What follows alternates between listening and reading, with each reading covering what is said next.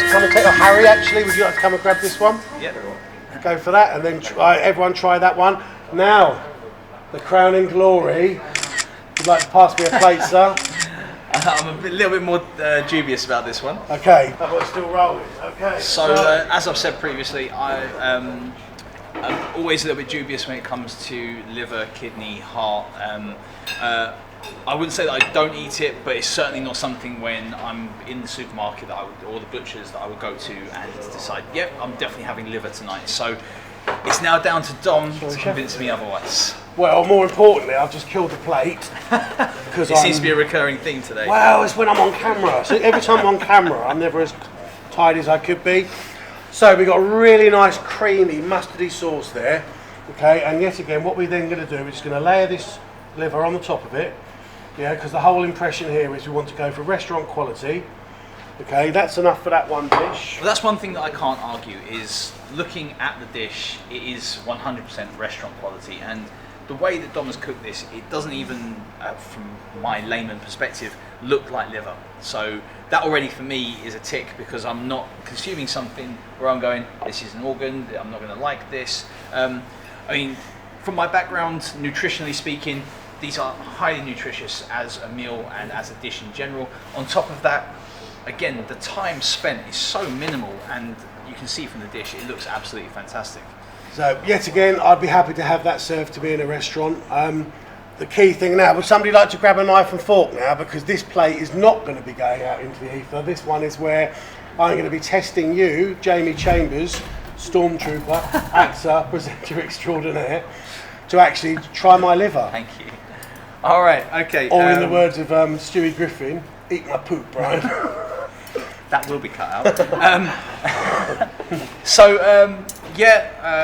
This is quite literally... and I challenge you to hate it, you know, it's... I'm going to go just for the liver first, because this is sort of the tenuous point for me, the bone of contention, if you'll excuse the pun. So yeah, here we go.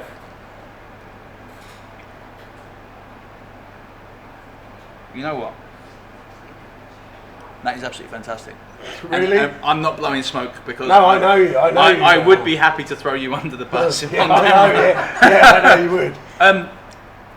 It does have a very strong flavour to it, but in saying that, the flavour that's coming through is that umami flavour as opposed to the irony, sort of that nostalgic flavour that you normally get with that negative organ flavour. I am going to go back for try a small bite this time. Now have it with a little bit of bacon, a little bit of sauce, a little bit of gnocchi, and I really would like people to try this liver, because it's got such a bad stigma. You know, it's one of the most high protein cuts of meat and the cheapest in the world. You know, pretty much. So that's a stack of all three of the key ingredients. Yeah, and now you'll see how it comes together as a dish in the whole. I mean, I'm quite impressed that you jumped straight in with a whole chunk of the liver. I'm not going to eat my mouthful. I'm not going to eat my mouthful. I'm going to spit my mouthful. I'm not going to speak with my words empty. The flavours come together really well. The meat, and I will call it a meat because I've been sort of tenuously keeping it as an organ as opposed to normal meat. It works so well. The speed at which it was cooked, that again is appealing to me, as being involved in food prep and all those sort of things. I would recommend this 100% as a meal for post-gym, or even for like a Saturday afternoon watching the sport on the TV. It works, the flavours are great, the gnocchi and the bacon really tie things together with that creamy sauce from the stock. It's convinced me, and I would be the hardest person to convince about liver. And I knew you would be. I knew you would be, sir. Thank you so much for that. I mean, so there we've got. This has been the unnamed cooking programme. Yep.